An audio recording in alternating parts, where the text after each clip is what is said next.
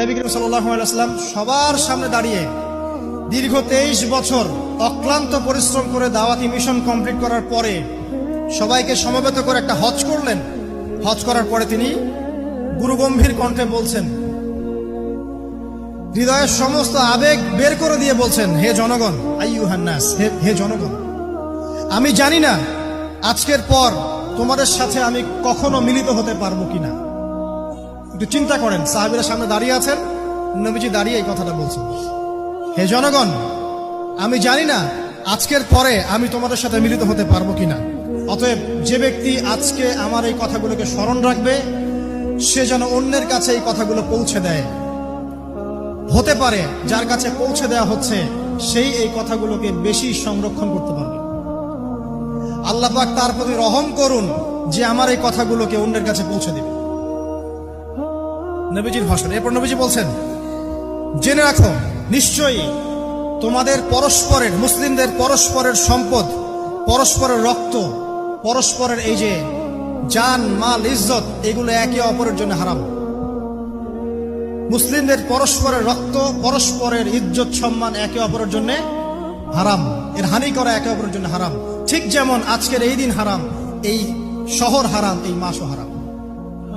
নবী করিম সাল্লাল্লাহু আলাইহি ওয়াসাল্লাম বলছিলেন, জেনে রাখো তিনটা বিষয়ে যেন তোমাদের অন্তর কখনো খেয়ানত না করে।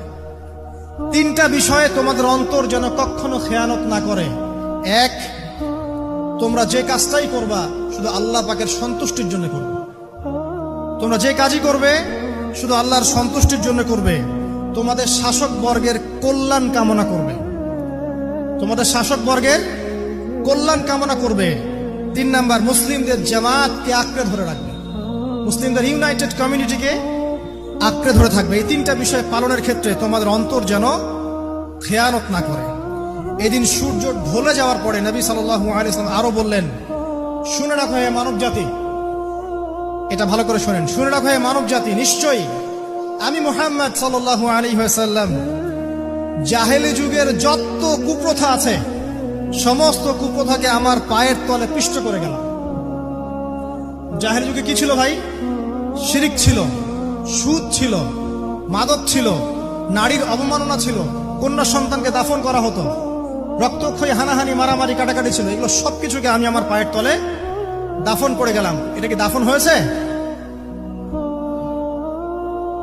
তিনি বলছেন, নিশ্চয়ই আমি জাহেলি যুগের সুদকে আমার পায়ে তলে পিষ্ট করে যাচ্ছি।